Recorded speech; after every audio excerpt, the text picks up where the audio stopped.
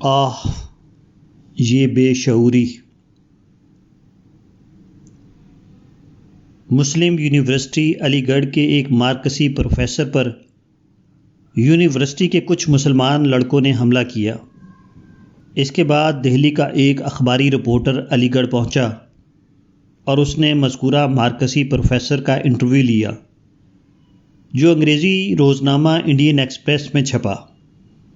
اس interview میں مذکورہ professor نے یونیورسٹی کے اندرونی نظام کی بعض خرابیوں کا ذکر کیا، جس کے نتیجہ میں وہاں ہنگامہ پسند لڑکوں کی حوصلہ افزائی ہوتی ہے اور تعلیمی معیار مسلسل گر رہا ہے۔ یہ انٹرویو چھپا تو یونیورسٹی کے مسلمان طلباء مشتعل ہو گئے اور یونیورسٹی کیمپس میں توڑ پھوڑ اور ادھم بازی شروع کر دی، حالانکہ ان کا پرتشدد رد عمل صرف یہ ثابت کر رہا تھا کہ پروفیسر کا یہ کہنا صحیح ہے کہ یونیورسٹی کیمپس میں مجرمانہ ذہنیت رکھنے والے عناصر موجود ہیں۔ مسلم صحافت اور قیادت نے حسب معمول اس معاملے میں طلباء کا ساتھ دیا۔ مسلم اخبارات نے اس انٹرویو کو انتہائی قابل اعتراض قرار دے کر اس کے خلاف پرشور مضامین لکھے، مگر اردو یا انگریزی کے کسی بھی اسلام پسند اخبار نے انٹرویو کے اصل الفاظ شائع نہیں کیے۔ جن لوگوں نے اصل انٹرویو کو انڈین ایکسپریس میں پڑھا وہ اتفاق کریں گے کہ اس یک طرفہ لفظی طوفان کی وجہ یہ تھی کہ اگر یہ مسلم اخبارات اصل انٹرویو شائع کر دیتے تو قائرین پر یہ حقیقت کھل جاتی کہ وہ یقینی طور پر انتہائی قابل اعتراض نہیں تھا۔ وہ بس ایسا ہی تھا کہ یا تو اس کو نظر انداز کر دیا جاتا یا اس کے جواب میں ایک وضاحتی مضمون مرتب کر کے شائع کر دیا جاتا۔ یہ ہے ہماری وہ غیر عادلانہ سیاست جس پر ہم یقین کیے بیٹھے ہیں کہ خدائے عادل ہمارے اوپر اپنی نصرتوں کی بارش برسائے گا۔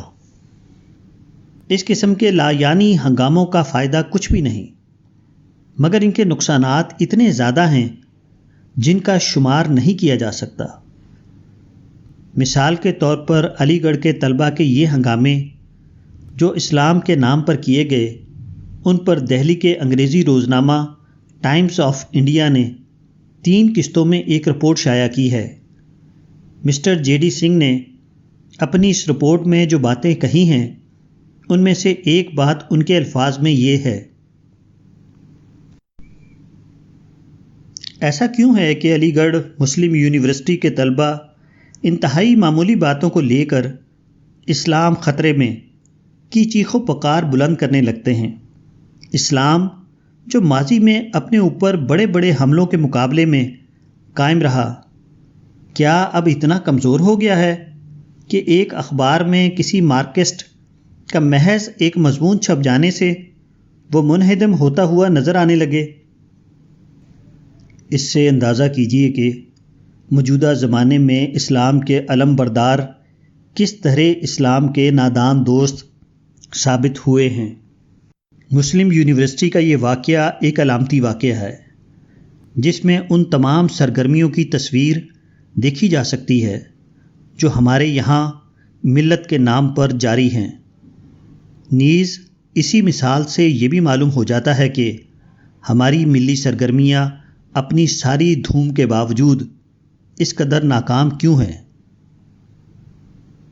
مسلم یونیورسٹی کا یہ ایجیٹیشن پروفیسر عرفان حبیب کے ایک انٹرویو کے نام پر شروع کیا گیا۔ اس ایجیٹیشن میں حصہ لینے اور اس کی حمایت کرنے والوں کی تعداد لاکھوں سے بھی زیادہ ہے، مگر آپ جائزہ لیں تو آپ کو معلوم ہوگا کہ یونیورسٹی کے اندر اور یونیورسٹی کے باہر بہت ہی کم ایسے لوگ ہیں جنہوں نے اس انٹرویو کو انگریزی میں مکمل طور پر پڑھا ہے۔ زیادہ تر لوگ بس سنی سنائی باتوں کی بنیاد پر اس کے خلاف مجاہد بنے ہوئے ہیں۔ یہ قرآن کے اس حکم کی کھلی ہوئی خلاف ورزی ہے کہ یا ایھا الذین آمنوا ان جاءکم فاسق بنبأ فتبینوا ان تصیبوا قوما بجاہلۃ فتصبحوا علی ما فعلتم نادمین۔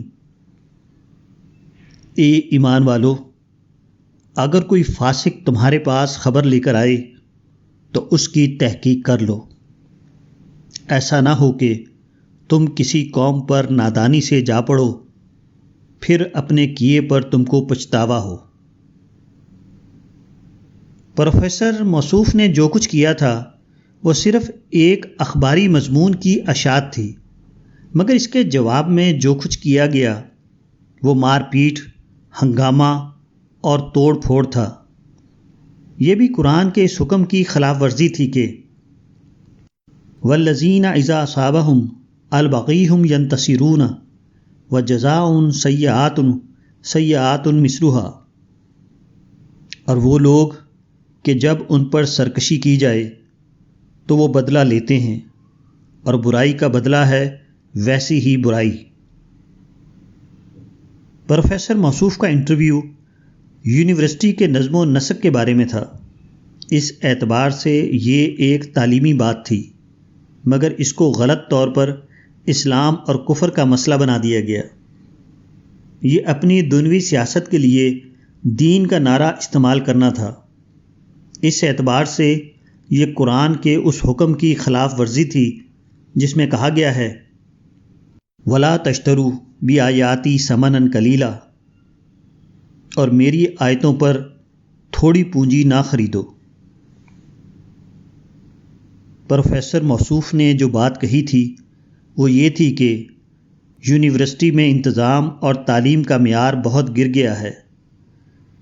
اس کا صحیح جواب یہ تھا کہ خاموش تعمیری جدوجہد کے ذریعے انتظام اور تعلیم کے معیار کو بلند کر دیا جاتا۔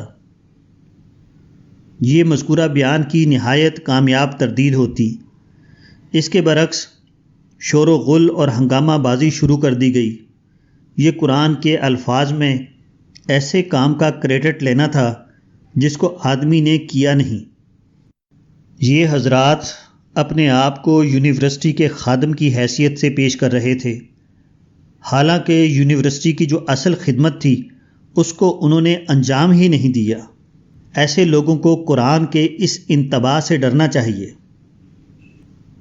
جو لوگ اپنے کیے پر خوش ہیں اور چاہتے ہیں کہ انہوں نے جو کچھ نہیں کیا اس پر ان کی تعریف ہو، تو ان کو تم عذاب سے بچاؤ میں نہ سمجھو، اور ان کے لیے دردناک عذاب ہے۔ آل عمران آیت نمبر 188۔